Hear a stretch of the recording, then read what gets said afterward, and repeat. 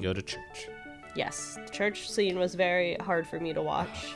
It was hard for me to watch. Like I didn't live through that, but I'm just like, oh my goodness.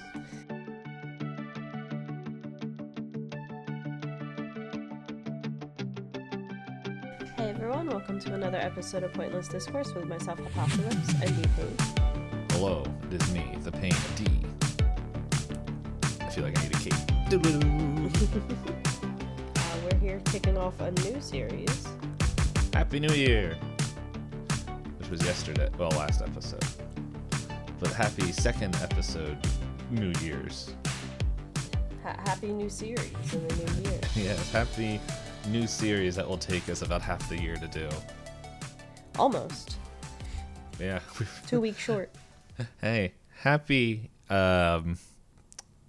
episode 200 Eve. Wow. Yeah, I didn't realize that till I had to count them all out. Yeah, I rearranged the spreadsheet. I think you might have saw. Oh, I heard you were doing such things. Oh yeah, okay. Yep, there they are.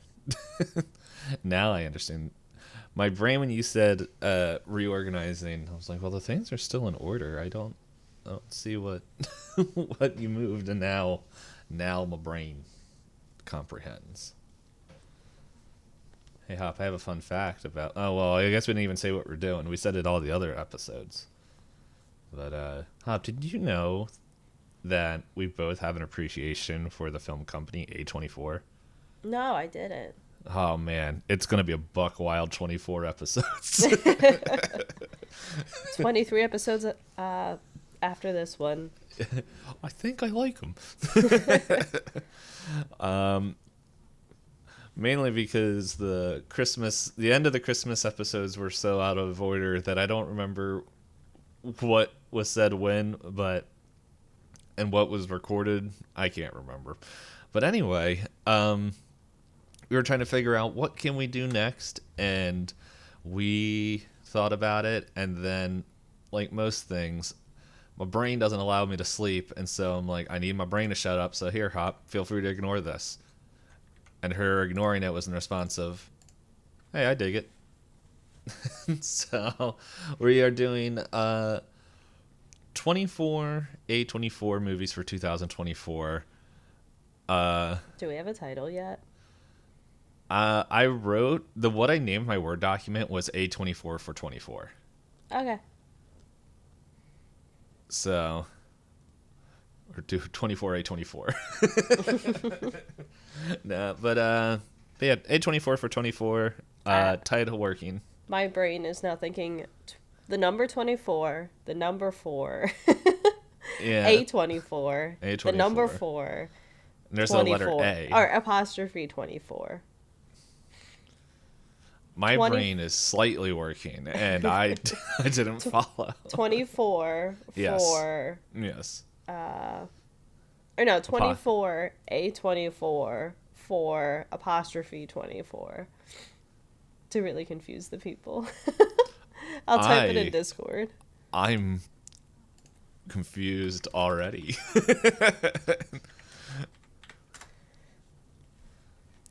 This looks like some lost coordinates that they found on the side of an airplane that leads to purgatory or something.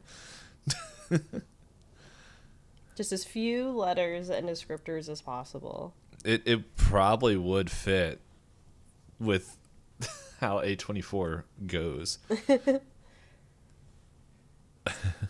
It's technically legible if you know what you're reading. But if you don't know what you're reading, yeah, it looks like some kind of redemption code.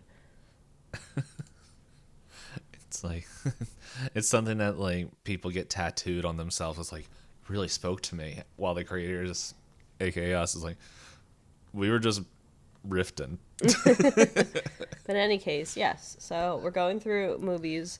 We've selected 24 of them. I think only one of them isn't fully released at the time of us recording it. By the time it's released, it should be out and about. We hope. Yeah. We really hope. Otherwise, we gotta go find another movie. And maybe if that movie doesn't get released by the end of this, we can just do that actor. We can choose a certain amount of movies from that actor. That just sounds fun in general. Anyway, completely different thing. But hey, Hop, you found 24 things about A24. Mm-hmm. I'm gonna share the first one because it's labeled number 1, and we like random facts about the things that we're watching. So number 1, A24 was founded in 2012 by 3 individuals: Daniel Katz, David Finkel, and John Hodges. I heard of 2 of those names. Anyway, who left their respective jobs in film and production to found the company that would come to specialize in film distribution. So, there's fact number 1. Now the thing is, like, it looks like they are in like some sort of sequential kind of storytelling order, and so I'll have to like remember what episode number we're in, so that way maybe I can try to tell Tell it all in the proper order. So, yeah, we'll see how. That's me at the start of this. We'll see what it. Well, the next one is gonna be the real fun. Like, okay, how many? Here, easy. Yeah, I guess we could just write fact number in the spreadsheet. So yeah, we well, for people listening, last year, Hop and I, we just kind of wrote down, I think like 24 movies each of A24 films that we would like to watch or watch again. And then we kind of just saw which ones matched up. And I think just like how we said last episode, we must be friends or something.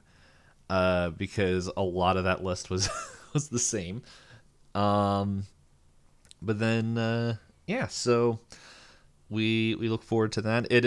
There is no rhyme or reason on why we chose the movies we did.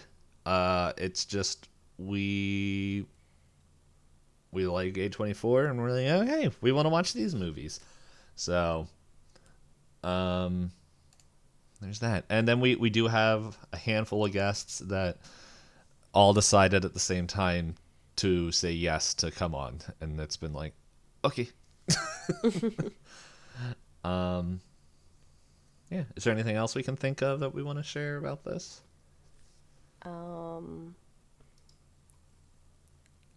It will be interesting rating these movies, at least in this beginning part, because the last set of movies we've been watching have ruined our scale for movies.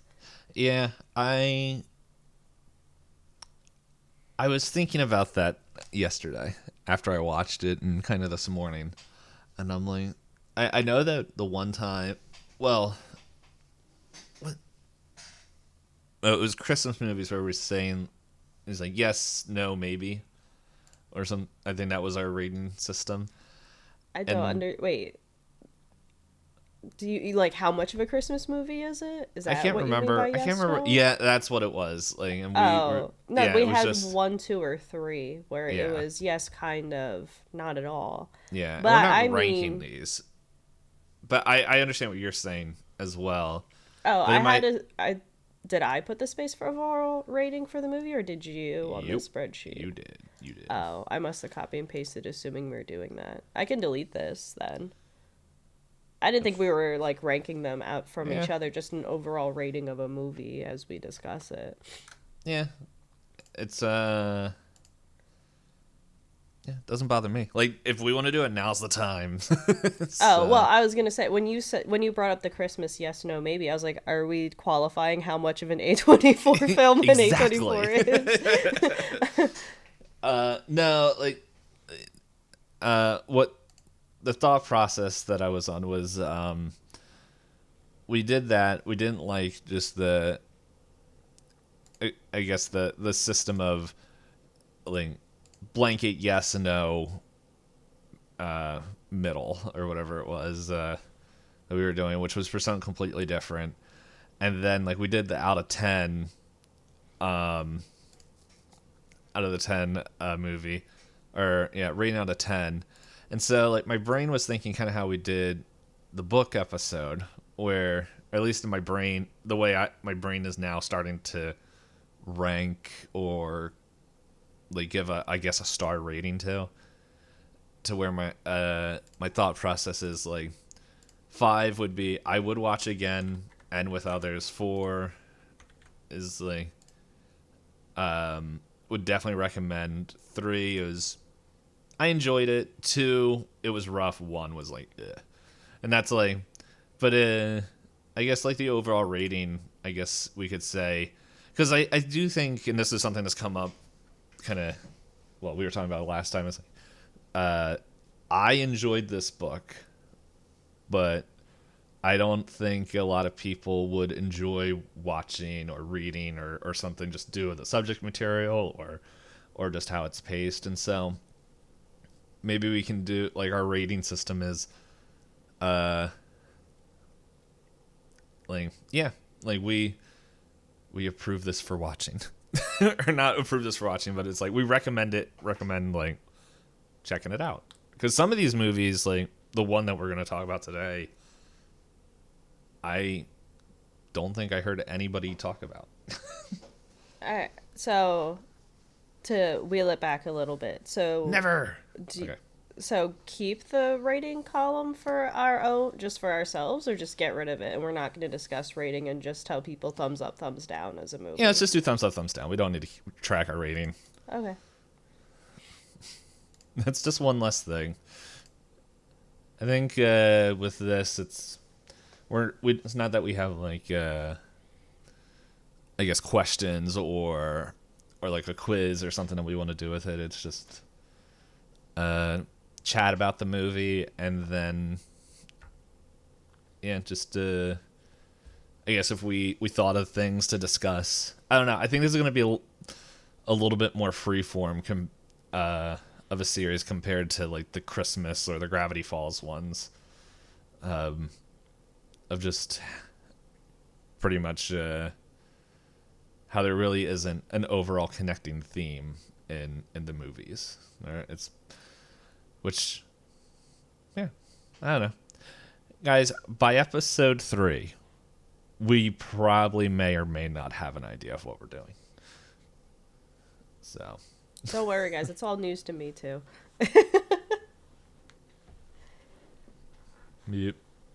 So anyway, what do we want to roll? Oh, if only I had a 24-sided die. You could probably type D24 on Google and get the dice to do that for you. Yeah. Is that what we want to do? Let me go to custom dice roller. That's what I'll Google. If I find a decent one, I'll send you a link. Guys, here's all the things we should have done before we started. Yeah, but I'm sick, so that's our excuse. And I'm me. And that's not an excuse either. Oh, me being sick isn't a good enough excuse? Darn. No, your excuse is way more valid than mine. Oh. I thought you said also isn't, and I was like, oh, okay. That's might have what I said, but my brain was thinking not. I was on the same site. Okay. Oh, I can't. It's too bright for me to show my phone screen. Okay, well, we'll just have to make sure you're not lying. All right, 1 dice, 24-sided. Start. Yep. I'm starting, and then, I gotta hit stop, don't I? Okay. Tell me when you hit stop. Okay, 3, 2, stop. Well, add 20 to yours, and that's what I got. I got a 24, which I guess also begs the question: are we doing highest or lowest? But I guess with that reaction, we know which one we're doing. All right, so. I guess I gotta set up the timer. Well, this part's just supposed to be the short part, right? Yeah, the short part, and then, hey guys, it's gonna be super spoils, all the spoils in this. So, feel free to go, pause, watch the movie, and all that stuff. So. I'm just going to get the timer set up now.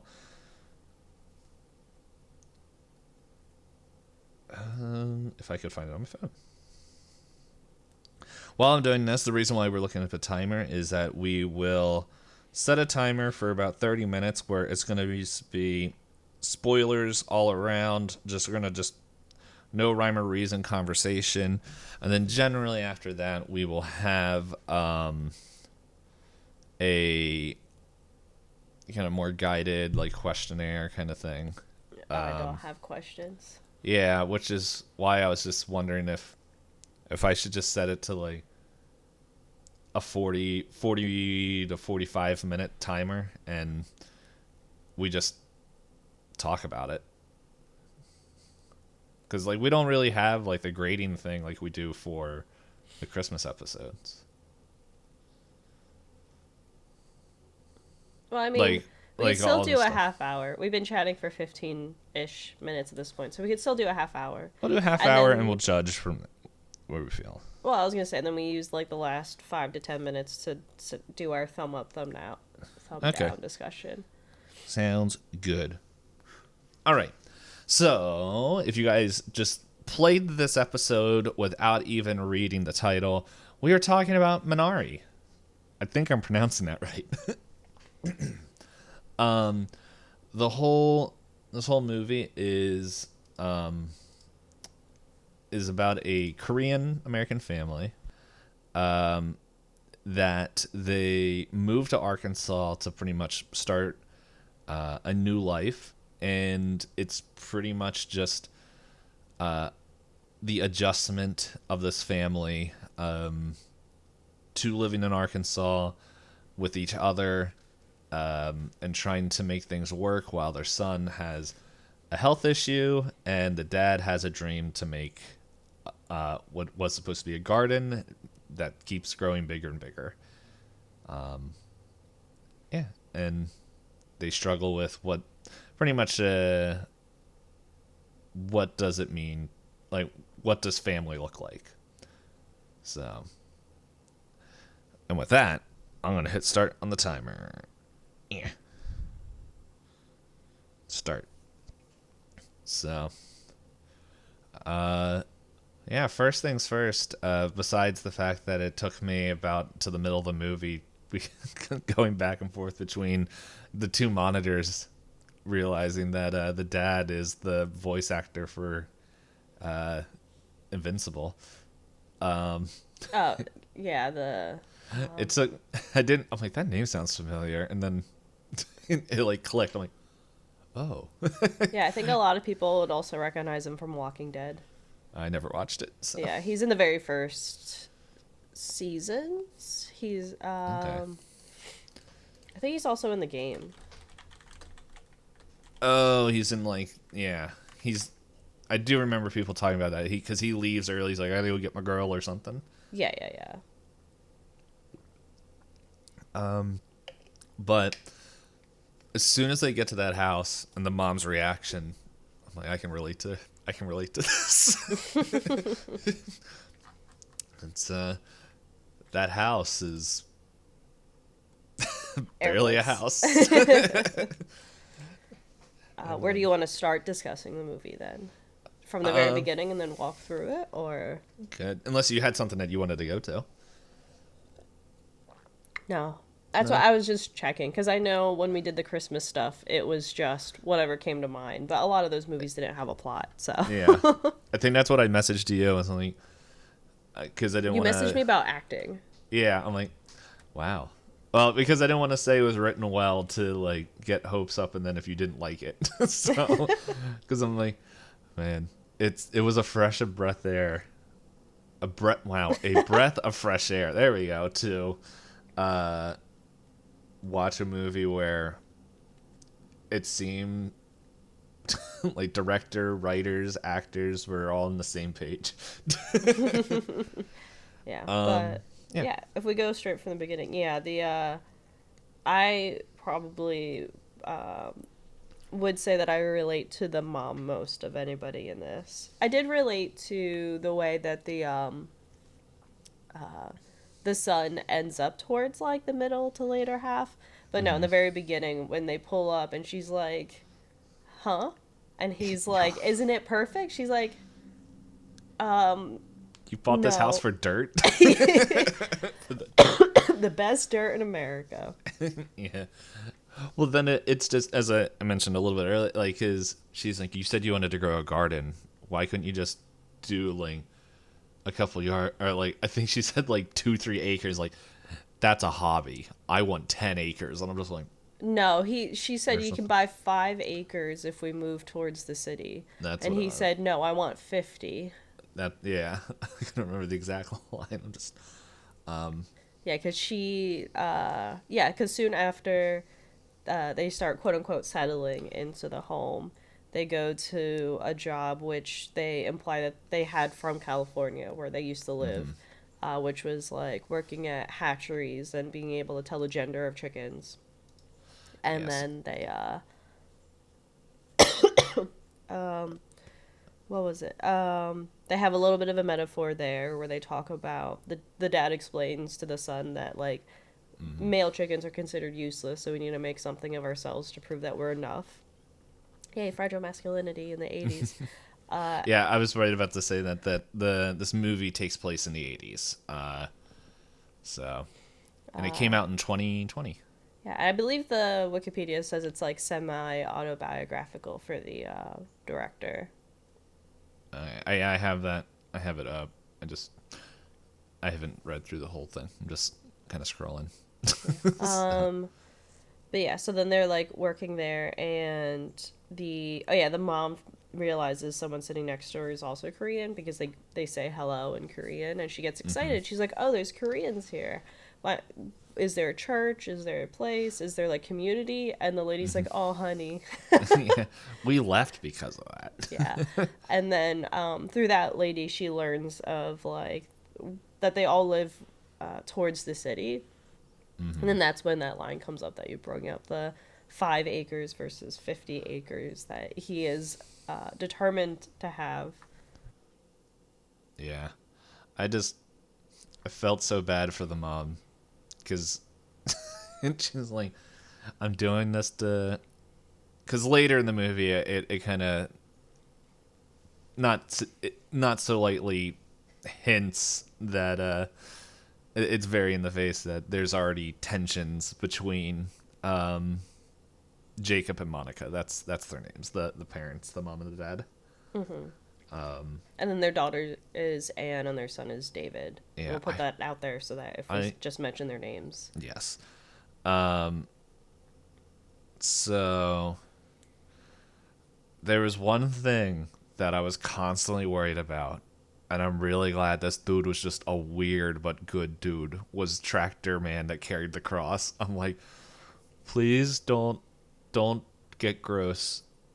Just stay away from David. It's like, stay away from David, stay away from the mom, from Anne, like, just, and then it's just, oh, okay, he's definitely eccentric and weird and everybody knows it, but he's like, no, I'm just here to help guys. Like, it felt like one of those things like, oh man, I served in the Korean War and I had friends and all this stuff, and it's like, oh, please don't be getting close to do something gross. And he's like, no, just here, just helping out. He just is very determined in his beliefs. That's how Yes. I put him. Still, compared to the people that would claim to have the same beliefs, much rather hang out with him. But yeah, so so after they kind of move in, they're trying to find kind of like a sense of community, right? Because the mom's like, oh, the kids don't have friends, we need to have friends. And the dad's like, oh, she makes a comment too in the car ride where she says that if they move towards the city, then a Korean grandmother can like watch their kids for them and be a babysitter. And the dad's like, why would we need that? We can bring the kids to work with us. But the mom is like, no, the kids need like kids need like family and stuff. So then we see them begin glimpses of into arguments, and like you said, it's very obvious it's not their first set of arguments because the kids have a whole thing that they do to try and get their parents to stop arguing.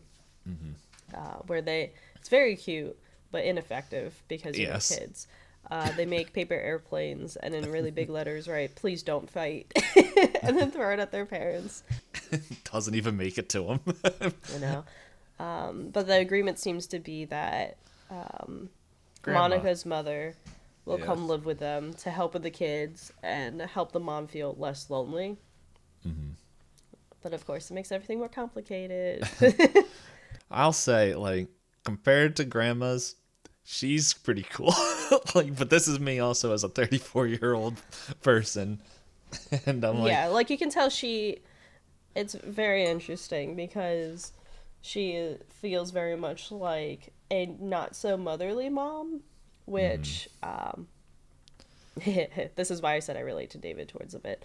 But yeah, me being a first generation American and seeing like television shows or grandmothers, he has that whole American dream where it's like grandma makes Christmas cookies, grandma reads you bedtime stories, grandma gives you gifts and sugars and treats. And then he meets this woman that he's shy about, and this woman he's told is his grandmother, which is his biological grandmother, is so much herself that he's uncomfortable. He doesn't know how to act around her. It's not anything he expected or wanted. And she does seem to kind of needle and prod because she's at the age where she's like, I have nothing to lose, so I'm just going to be myself. But then the parents are like, have such a strained relationship that she's sitting there going like, remember when you guys were happy?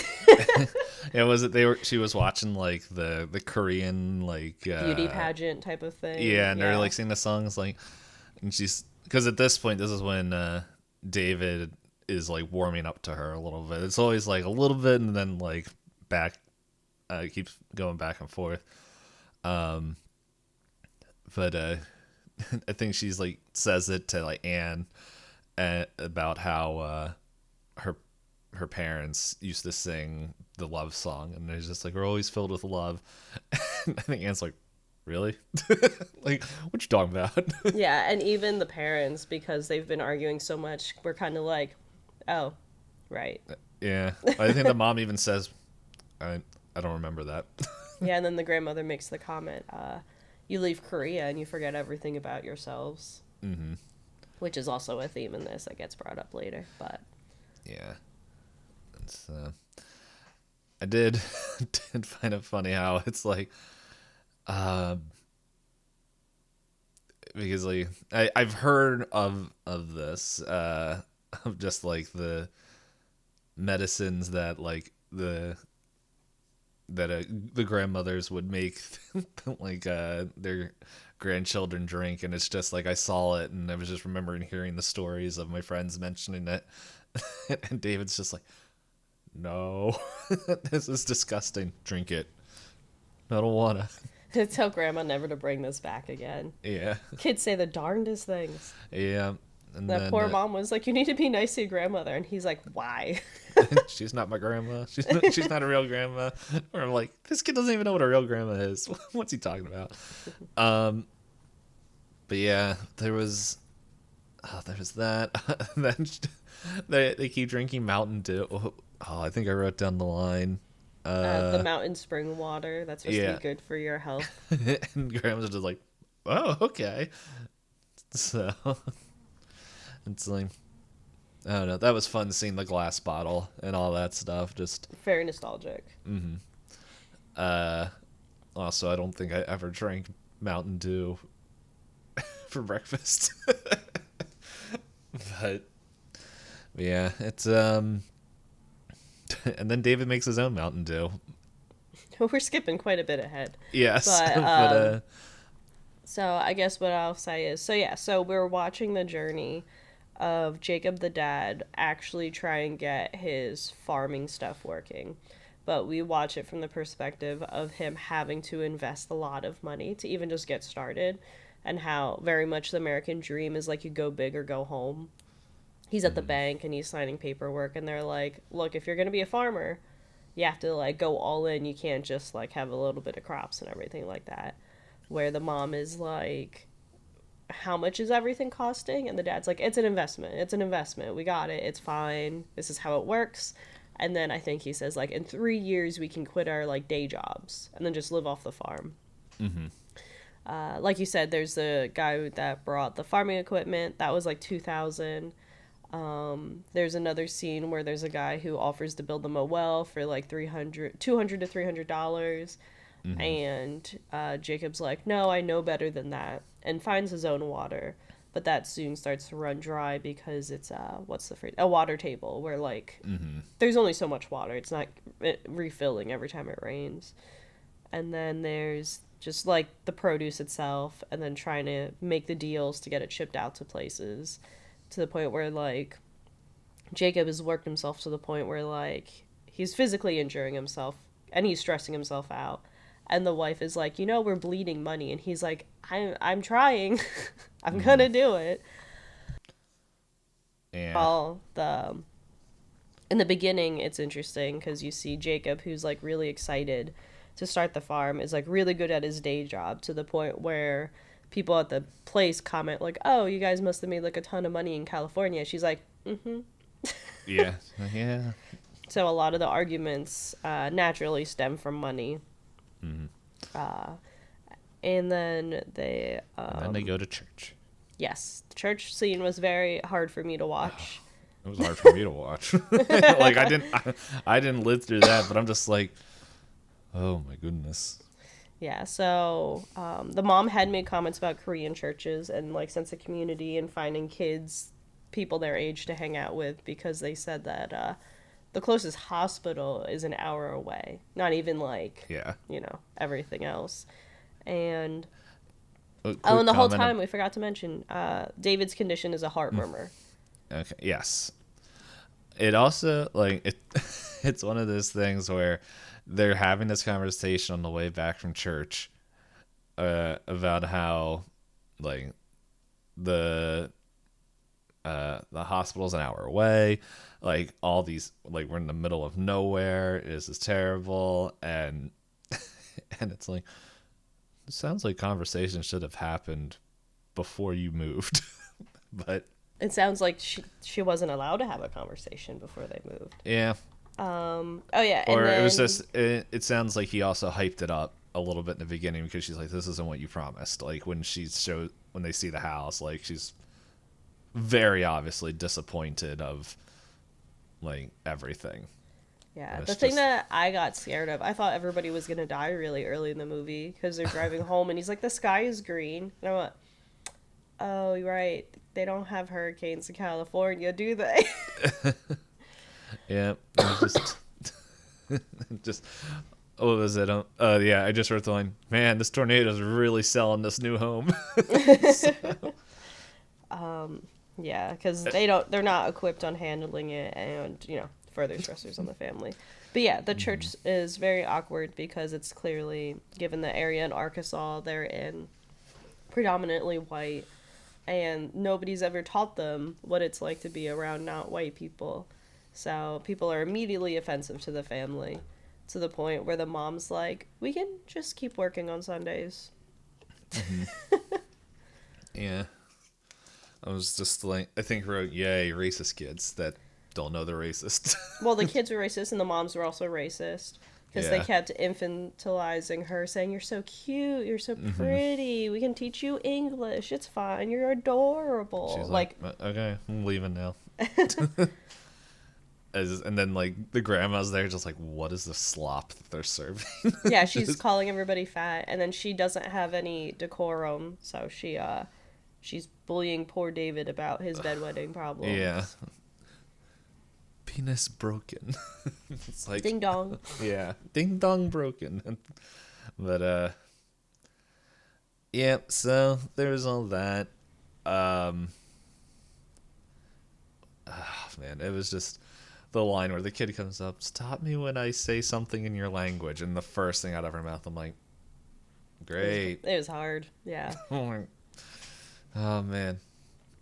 Just let's see.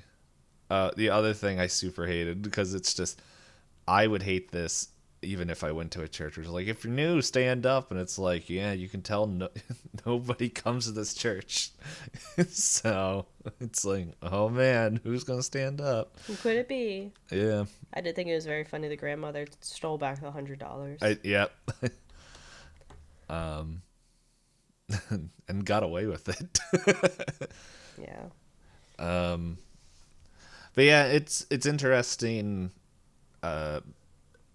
Like Jacob and Monica keep going to work.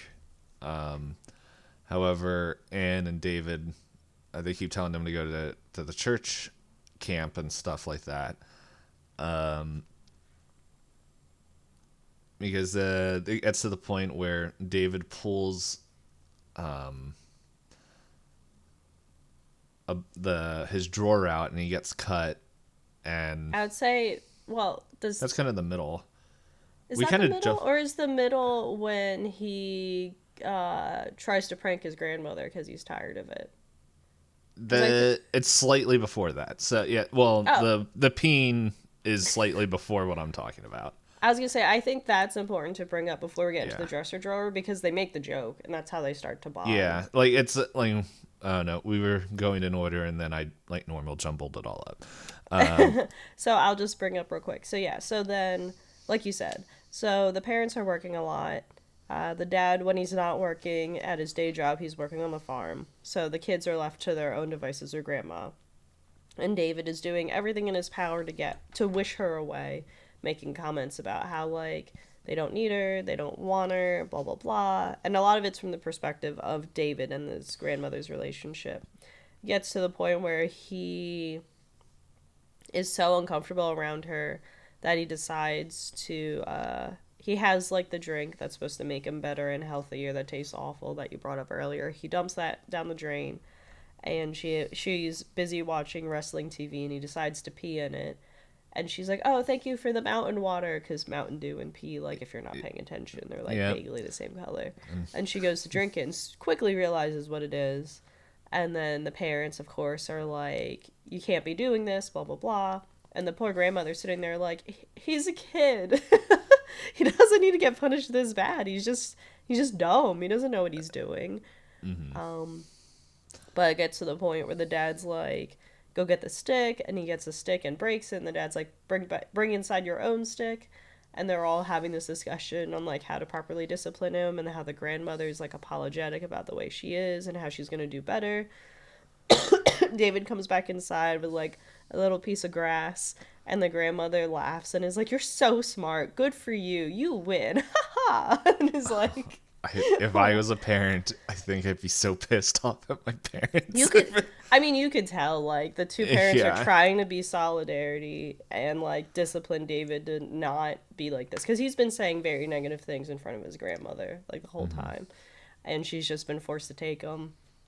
But then it cuts away, and they have different moments where they, like, kind of slowly bond over finding a creek. And the grandmother says that she's going to plant stuff down there. And the boy's like, yeah, whatever. It's just happy to go somewhere else. And his sister is acting just like their mother, where they're being overprotective over David. Mm-hmm. David's not allowed to run. David's not allowed to do extraneous activity because of his heart condition. But the grandmother is like, he's a boy. He's fine. I'm watching him. Well, she keeps saying the whole time, like, he's stronger than you think.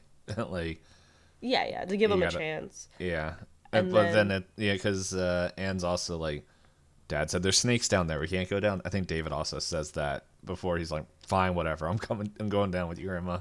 Yeah, and then he ends up enjoying the creek and having, like, those little moments with her. And now we can go to the drawer. There's a bunch of stuff that happens also, but you can go to the drawer now. There's the context for people. Yes. So they pretty much have to go to church camp. And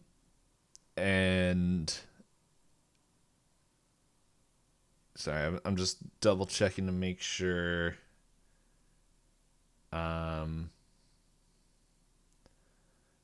yeah. So sorry. Another important thing about this right now is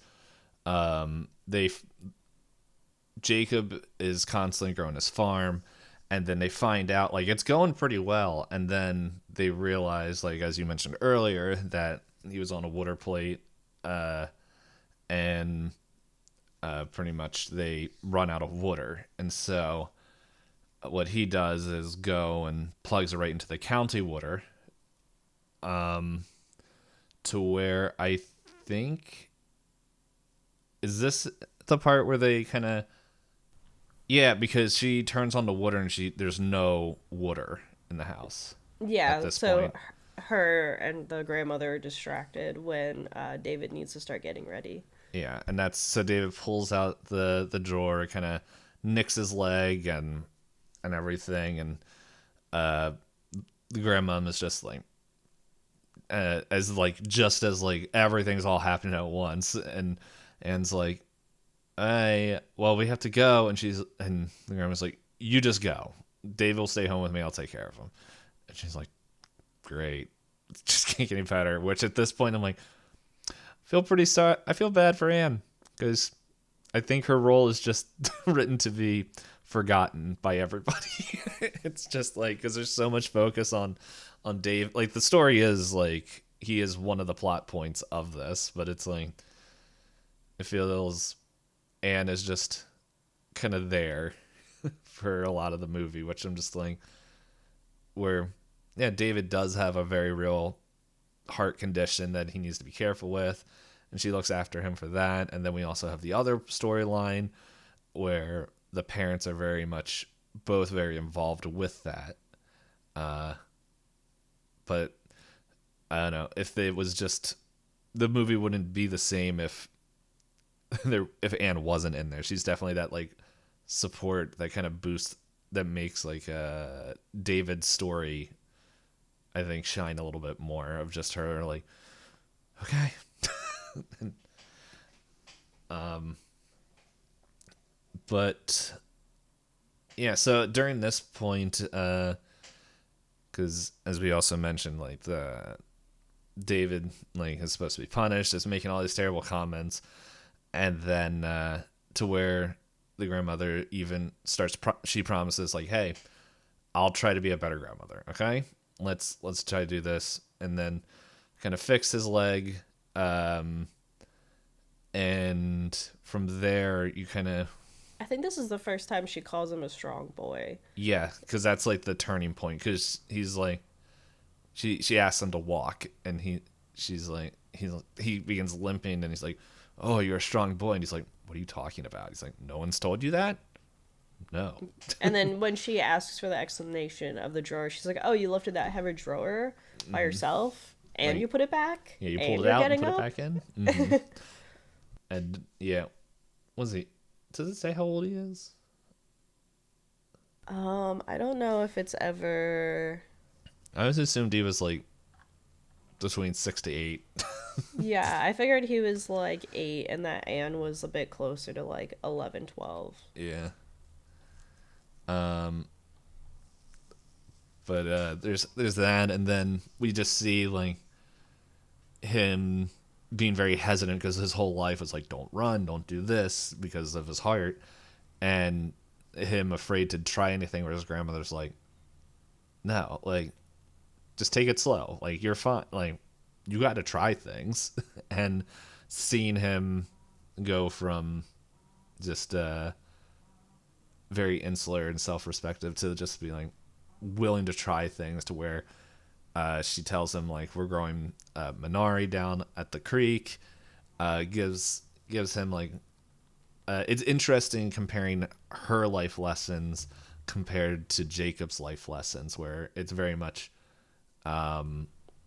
stay, you need Jacob was very much, you need to bring value to your family, and like you have to support them, and just very, like you're saying, toxic, like not toxic, Yeah, toxic the masculinity. okay. I was like, was that what you said earlier? But yeah, Yeah, it's if you just proving yourself and proving your yeah. worth via labor and money and things and like that. and she and the grandmother's like, pretty much like, no, you gotta, one, live your life, but don't be afraid to try new things, and just kind of little small lessons of everything. what was it? When he starts throwing rocks at the snake, and she's like, "Well, no, you don't want to do that because it's like it's better to see something than force it to go hide, and that's when it becomes more dangerous because you don't know where it is." And like practical and just kind of life lessons that is going on to even the point where the mom throughout this movie, there's a couple different scenes where Monica is checking David's heart, and she is pretty much praying with David, just like, "Oh, you see heaven," where the grandma's like, "What are you doing?" Like just all this stuff. And I think it's a little bit later where David has trouble sleeping because of the heart issues, and kind of, I think there was something else that was going on that I can't remember. There's the whole water issue, like we brought up earlier, yes. and the mom's like, "Where did you get all this water if we don't have running water?" And the grandmother explains that her and David brought it up from the creek, and David overhears the mom saying like, "The doctors think he could die any day now." Yes, thank you. And that's when pretty much he gets scared to where the grandmom's just like, "That's like, what? Why are you worried about death and dying?" And where he kind of shares what he heard, and it was just she was just like, "No, come here." And I think this is at the point where the grandmother has a stroke because he wakes up and he's like, "I didn't wet the bed," and the grandmother's just like, it doesn't say a stroke at this point, it says it later, but it's like something is definitely wrong to where she's not 100% there when they wake up in the morning. Yeah. And the poor kids, they're just like, "Why is grandma kind of just like babbling?" Yeah. To where like they go get her checked out, and then it's at this point where they're stuck at the hospital for so long that Monica calls home and just tells the kids, "You can go stay with your friends." Where David, like, when he first goes to the church, like, made a friend, met somebody who was friendly, and was able to go to him. It's like, I just, where the heck did Anne go? I feel sorry for her, whoever she had to go spend time with, but yeah, it was just I was like, what the heck is that noise? We finished the 30 minutes, but we're almost done, kind of working our way through. It was interesting because I know that like it seems like there's definitely there is two stories happening, one of the farm and then one of David just like it's pretty much him being influenced by all these different kind of people, which is almost, it feels like the main story. But if this is told from the person writing it, kind of a little bit autobiographical.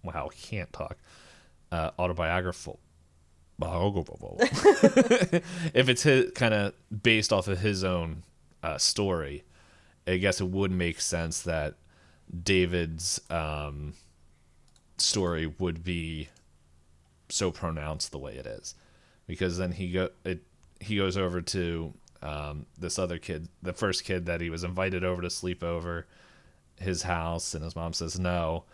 And while there, it's like they pull open the drawer, they got like the 2 giant bottles of whiskey and dip, and I'm like, oh no.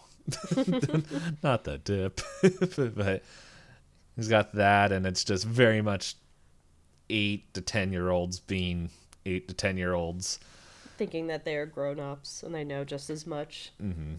Yeah, this was also a fun moment for David too, I think, because the one thing his grandmother did do for the kids was teach him cards, but she was very crass about it. David also points out to his grandmother, real grandmas don't cuss at kids. But he ends up showing the card game to the kid at church, and the kid at church is like, wow, this is cool. And David's like, yeah. Yeah, it is. Yeah, where he's like willing to, work with him. Well, not work with him, but just like, yeah, it was like a little bit of the encouragement that it felt like he needed. I'm trying to see if it said the kid's name, but I don't think it ever says the kid's name in there. And then it is brought up like once because David his goes dad. and says, Oh, no, David's like, can I go stay at so and so's house? okay. Maybe Jeremy or something very like.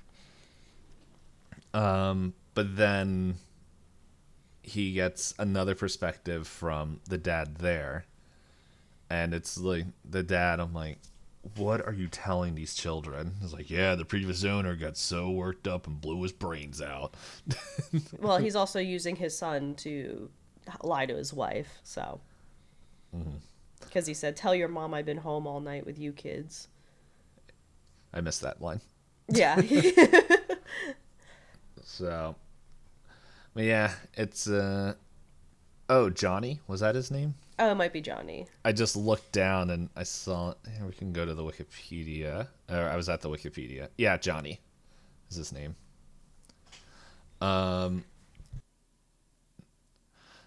So yeah, they do all that, and he pretty much what the dad says. Johnny's dad says to David is very much like, yeah, support your dad, like don't let him carry it on his own, and it's something on the lines of that. I'm getting mixed up a little bit, but he didn't say anything so positive. He just said help your old man, like Yeah. very like Just- farmer American. yeah. So that way he doesn't blow his brains out. And then it's like we go and just Jacob's like, well, he be stressing. So at this point, we kind of get to, this is pretty much the climax, it feels like, of all the stories where David finally has enough crops to, not David, Jacob has enough crops to where he can go sell. Earlier it says how,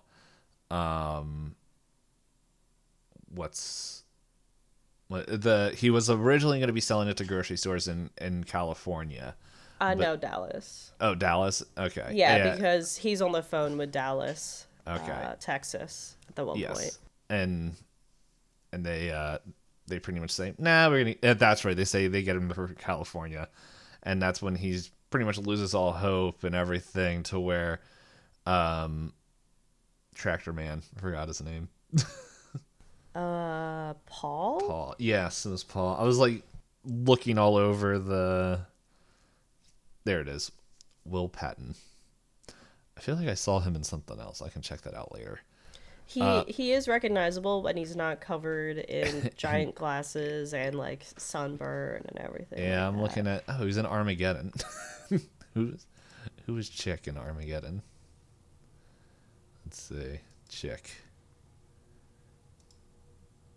Okay, yeah, I recognize him. But yeah, no, he's in a bunch of stuff. But yeah, he pretty much Paul's like, no, it's gonna work out. Like he very much is looking at this all like from the lens of his faith and everything, and it's just like, Jacob, calm down. We're gonna do good. And it's at this point when they invite him over for dinner, and Jacob is not having it, and like Monica's just happy because it's another Christian, even if he is crazy, in the house, and he starts doing exorcisms around the place. And well, the reason they think he's crazy is he drags the cross. Well, he makes comments about like needing to exercise the land and things like that, and then proceeds to just like pray dancing, and then Jacob's just like, yeah, you do that. And then every Sunday, rather than going to a physical church, he literally carries a cross down like as far as we can tell, an unending dirt road. We don't know where it starts or ends. Mm-hmm. But he's in different spots every Sunday.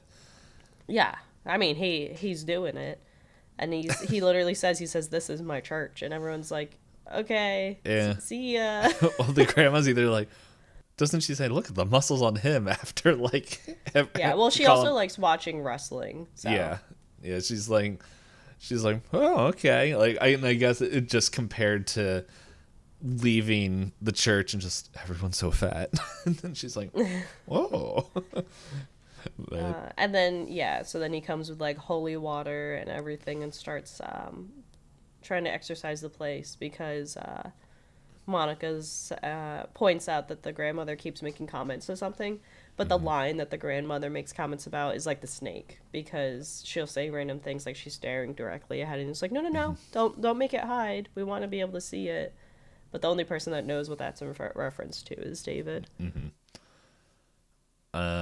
Yeah, so he's doing that, and they kind of just leads to another argument between Jacob and Monica, to where they're... I think it's at this point where Jacob's like... I think it's a little bit earlier, because at some point the water comes back on. So it's like after the water comes back, and he can't lift his arms anymore from trying to dig all this, everything. I think it's even earlier. He makes a line to Monica where he's like, hey, if I can't make it, like if I fail, you can do whatever you want. You can take the kids, leave them, live your life.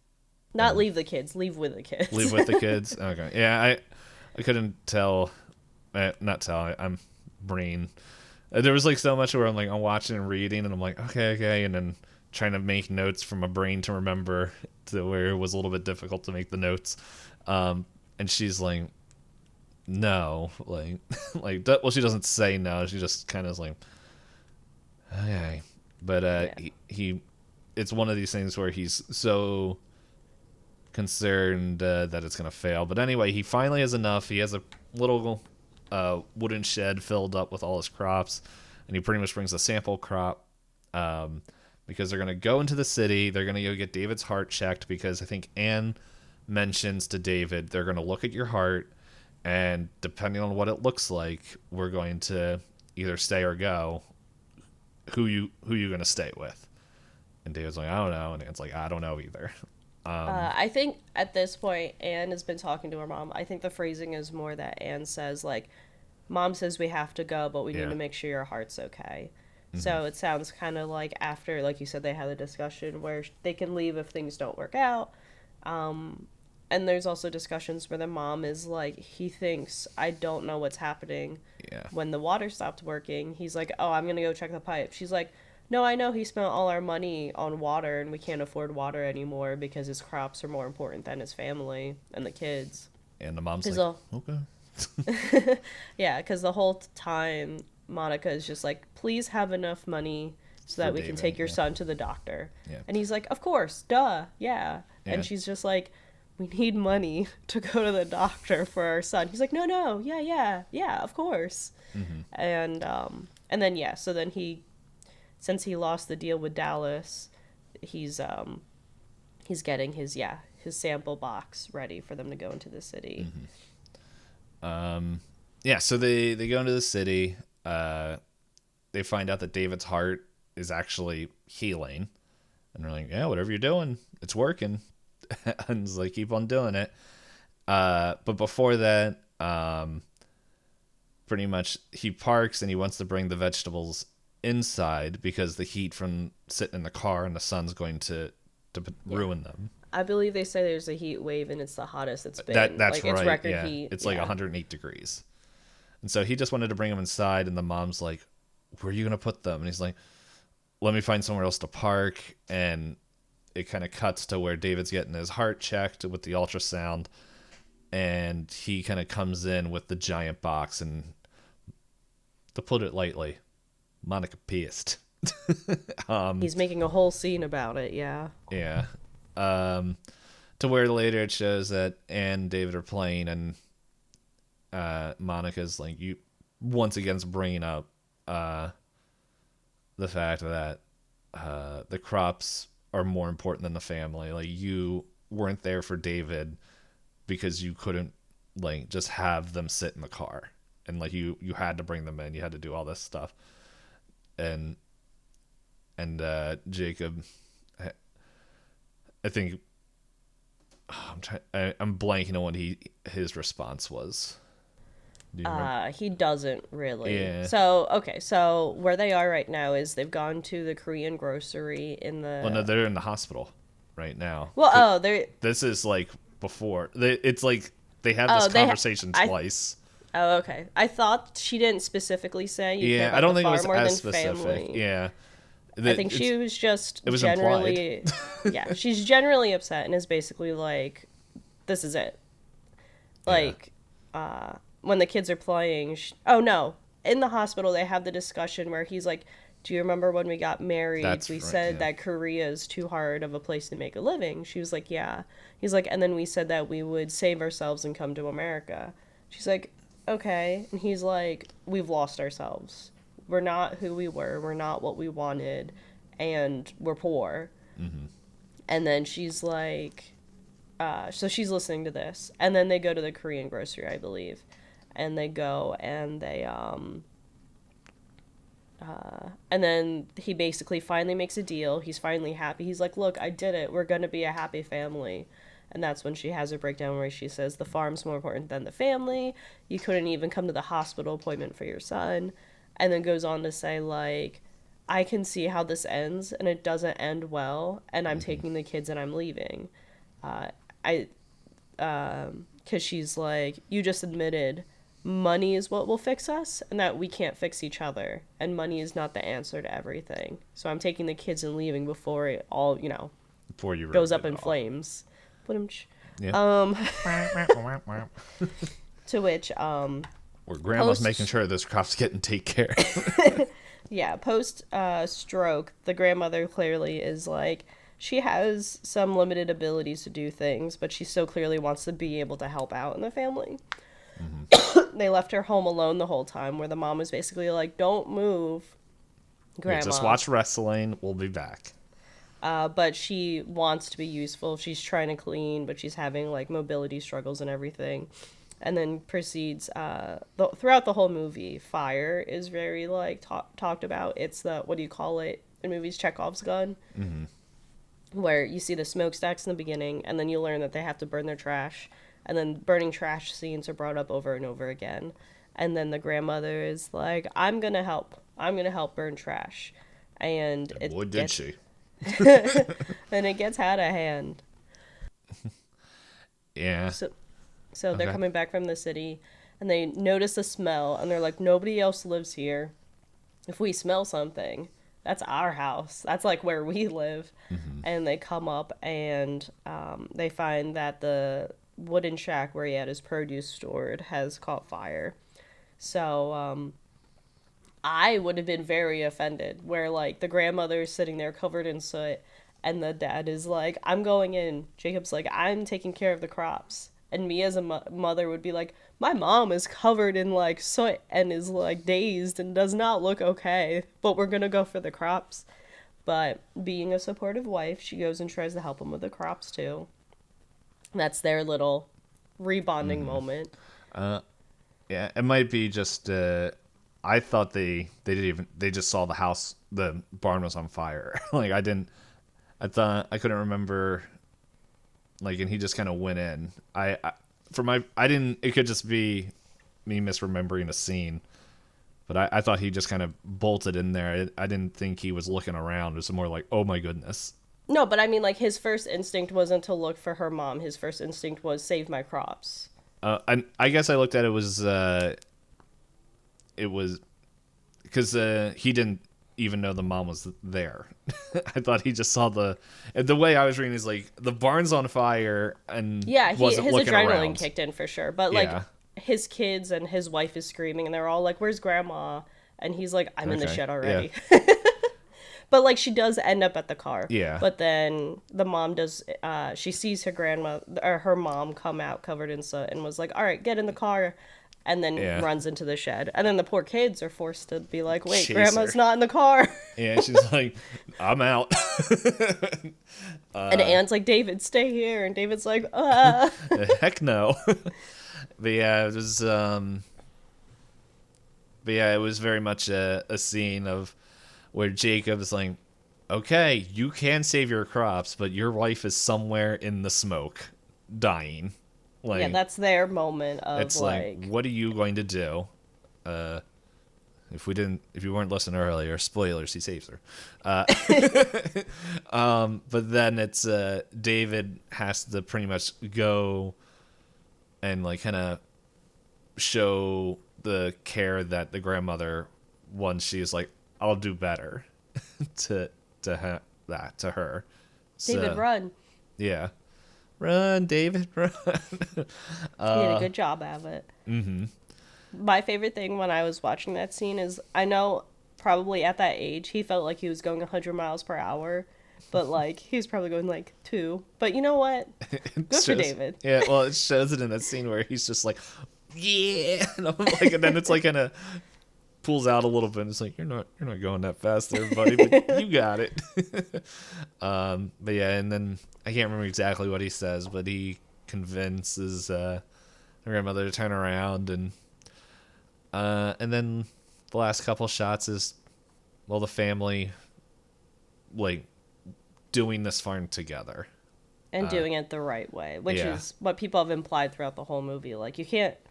A lot of the movie is also about how stubborn the dad has been and trying to make this specific dream in his head exactly like it's supposed to be. Whereas the family's like, hello. Yeah. Dad, can I come help? No. Honey, can I ask you a question? No. I'm gonna take care of everything. And they're like, hey, Jacob, are you hurting right now? Like, you dropped the chickens. He's like, no, it's fine. It's like, they deserved it. Yeah, but yeah, it was just in losing everything that Jacob held important was kind of the shock to the system of kind of I feel like the underlying lesson is like, you can't do it alone. Like, you need that support structure of family and all that stuff. It was did I write it? I'm trying to remember.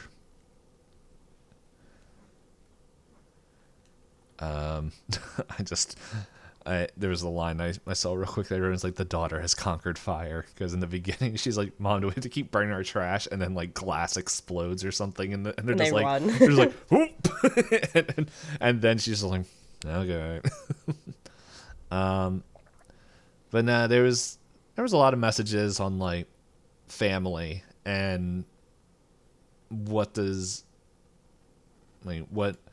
how does that look like together? Because throughout the majority of the movie, it was very dysfunctional due to the circumstances and choices of Jacob.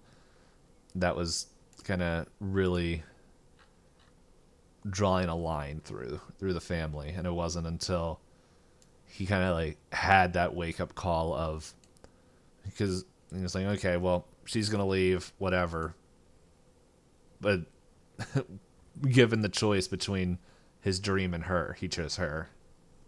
And then, yeah, as we said, working together with the family. I don't know. Is there anything else that you think of before we go in there? No. I think we covered the whole movie. Yeah. Final verdict on, would you recommend? I think I would. I would watch it again. Like I'd also watch it again. There's a lot of little nods and things in there that they did that it'd be interesting to like catch them and be like, ah, yes, that's a reference for later. Mm-hmm. Yeah, I didn't look up anything for this movie, like for most of the movies on this list, except for when I was putting them in a potential order, just a quick description. And so I didn't know what to expect, but I don't know. It feels like what's it called? My brain erased it.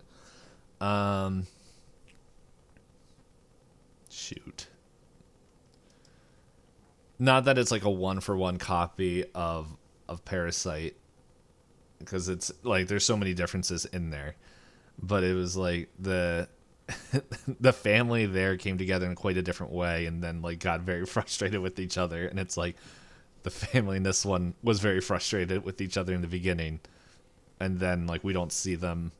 We just assume they got together, and like it's implied that they're trying again together, and then seeing how that goes. But yeah, was there a character you liked?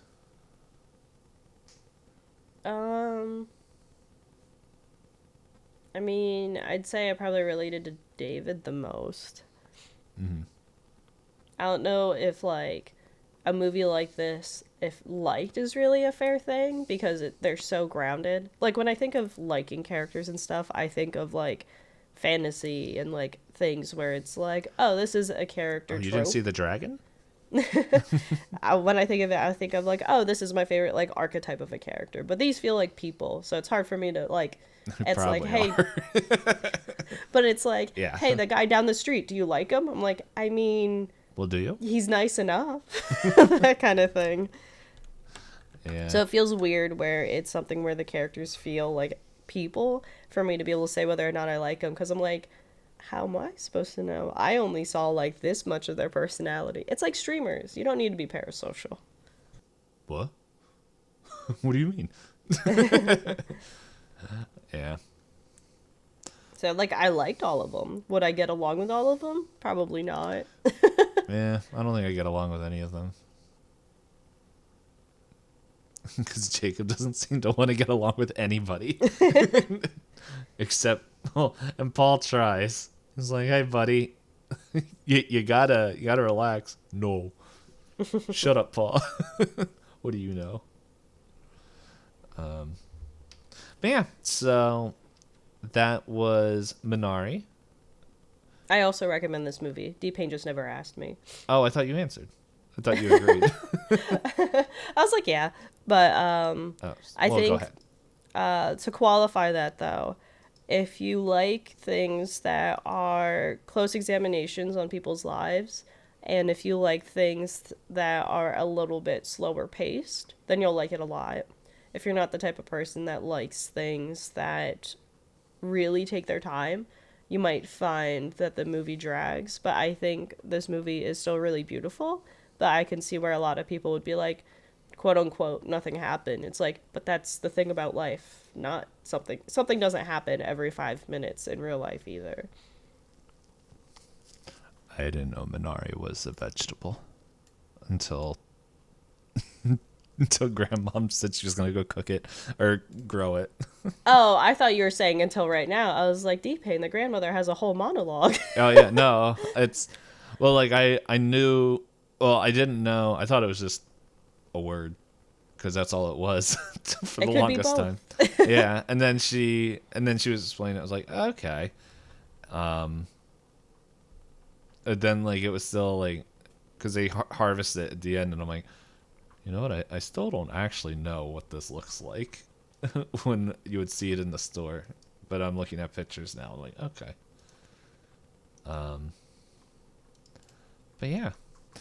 So, but I agree. A little bit slower, but if you're looking for an action thing, that's not the movie. But any poops. Yeah, so episode 2 next week, we are gonna watch The Whale, with what's his name? I almost said Brandon Sanderson. I'm like, no, that's the dude that writes Frasier and others. The Mummy. Yes, and the Looney Tunes And George of the Jungle. and the one where he's a caveman and comes out of a diner. Oh, is that not George of the Jungle? No, George of the Jungle is a different movie.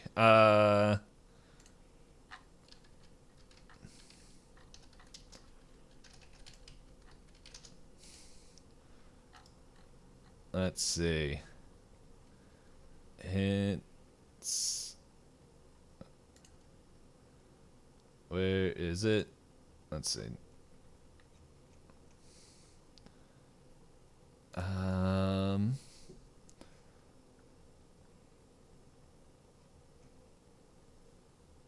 Let's see. Yeah, let's go to his IMDb. Oh, Brendan Fraser movie. It's a lot of them. Yes. Encino Man. Encino Man. Okay. Yeah, he was a caveman that people find in their backyard. It was very poorly scored. But yeah, they bring him to modern day. There's another one. Oh, I forgot he was in Airheads. That's such a dumb movie. I might be getting the actor mixed up, but there's one where they pretty much go into Dudley Do Right. Blast from the Past. That's what it is. The movie I was thinking of, where this dude comes out into the world 35 years later after living in a nuclear fallout shelter. And so, but I heard that was a half decent movie. What's that score? Oh, it's about half on Metascore, and It's got Christopher Walken. Christopher Walken, yeah. So, but yeah, that is what we're going to be watching and talking about next episode. And yeah, if you guys enjoyed this, well, you have 23 more episodes to hear us talk about A24 films. And yeah, we'll be back with there. Yeah, if you like the things, if you're watching on YouTube or doing whatever format you're listening to it on, yeah, interact with it, share it, do what you do with it. But anyway, thank you everybody, because my brain's starting to go all over the place. Thank you for watching, listening, I don't know, talking through it, if that's what you were doing. And we will see you next time. Till next time. Bye-bye.